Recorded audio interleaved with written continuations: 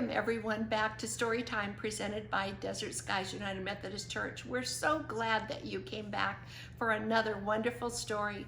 This week it is read by our very own Pat Walker.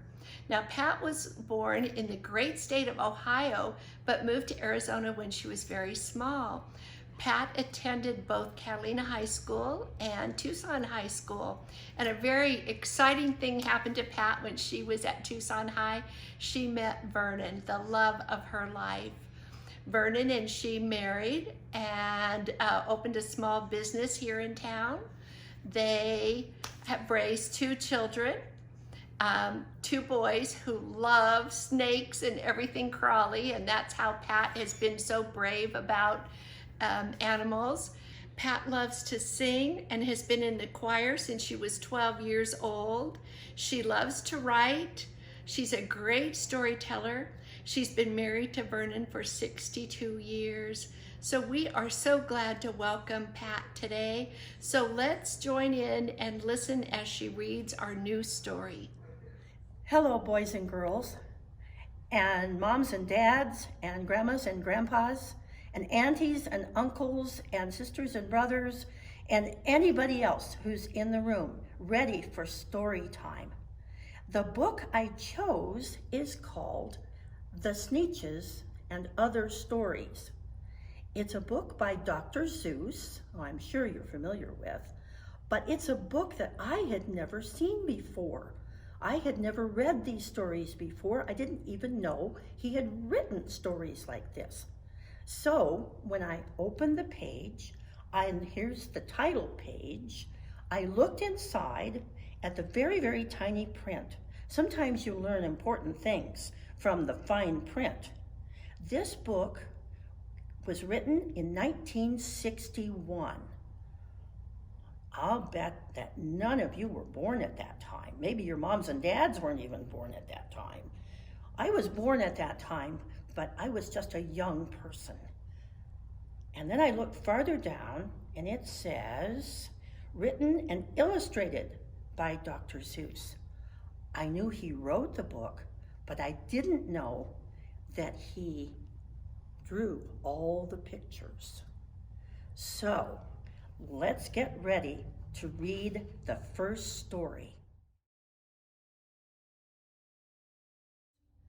The story I'm going to read right now is also a Dr. Seuss story, but I'll bet you have never heard of it before. It's called What Was I Afraid Of? The very first page has our little buddy Dark in the woods, and you can see it's at night. And he says, well, I was walking in the night and I saw nothing scary, for I have never been afraid of anything.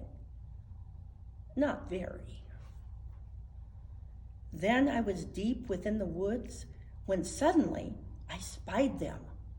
I saw a pair of pale green pants with nobody inside them. But I wasn't scared.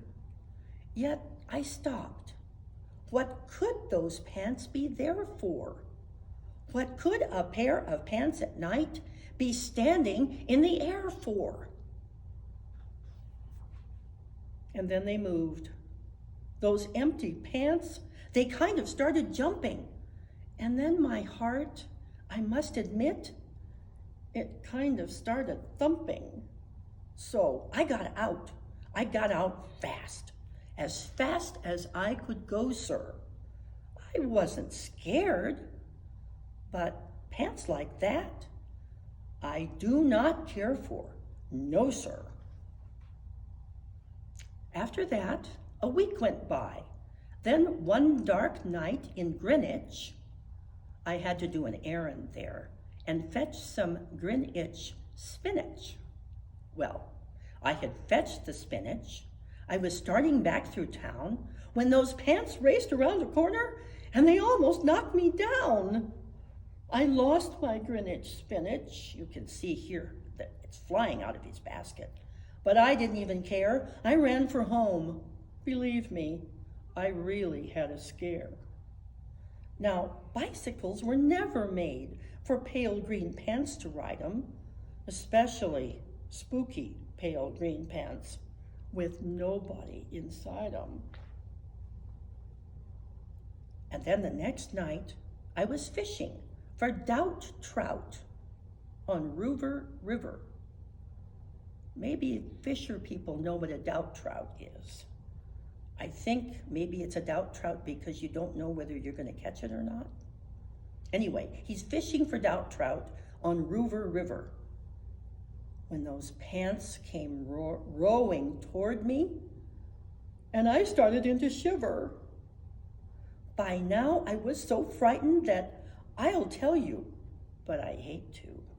I screamed and rowed away and lost my hook and my line and my bait too. And you can see there's the fishing line and the rod and the reel and his fish he caught, and I bet they jumped in the river too. I ran and I found a brickle bush. I hid myself away. I got brickles in my britches, but I stayed there anyway. I stayed all night, the next night too. I'd be there still, no doubt. But I had an errand to do, so the next night I went out. I had to do an errand, had to pick a peck of snide. Now, I'm not sure what snide is. It might be like a tomato maybe, or maybe like blackberries or raspberries. Anyway, it's in a dark and gloomy snide field that was almost 9 miles wide. I said, I do not fear those pants with nobody inside them. I said it, and I said it, and I said those words. I said them, but I lied them. Then I reached inside a snide bush, and the next thing that I knew, I felt my hand touch someone. And I'll bet that you know who. And there I was, caught in the snide, and in that dreadful place, those spooky empty pants and I were standing face to face. I yelled for help. I screamed, I shrieked, I howled, I yelled. I cried, oh, save me from these pale green pants with nobody inside them. But then a strange thing happened. Why, those pants began to cry. Those pants began to tremble. They were just as scared as I. I never heard such whimpering, and I began to see that I was just as strange to them as they were strange to me. I put my arm around their waist and sat right down beside them. I calmed them down. Poor empty pants with nobody inside them. And now we meet quite often, those empty pants and I. We never quake nor tremble. We both smile and say, hi. The end. So, now you have heard the story called, What Was I Afraid Of? And here I have a challenge for you. Very soon, you will be going back to school. You'll be going to birthday parties. You'll be playing soccer. You'll be having playtime with your friends. You'll be going back to church. Your family will go to weddings, probably memorial services too.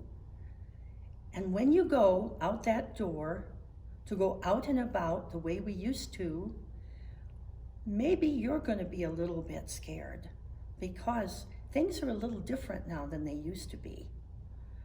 And when we go out, we're going to meet people and friends that we haven't seen face to face in a long time. But we're also going to meet people that we have never met before. So, how do we greet people that we've never met before? Well, one way is to look for pairs of pale green pants with somebody inside them. Because you know what? They're just as scared as you are. So, how are we going to do that? Well, we could smile, and that's a good thing. But guess what? We're probably going to be wearing masks. So smiling is kind of hard to see. Sometimes we can wave and say hello. Sometimes we can wink, because that wink means between friends that we both know something that's true. One of my friends used to say, "Hello, I'm not going to hug you with my arms. I'm going to hug you with my eyes." And she'd scrunch up her eyes and scrunch up her shoulders, and she'd hug me with her eyes. So I think that's one way that we can say, "Hi, how are you?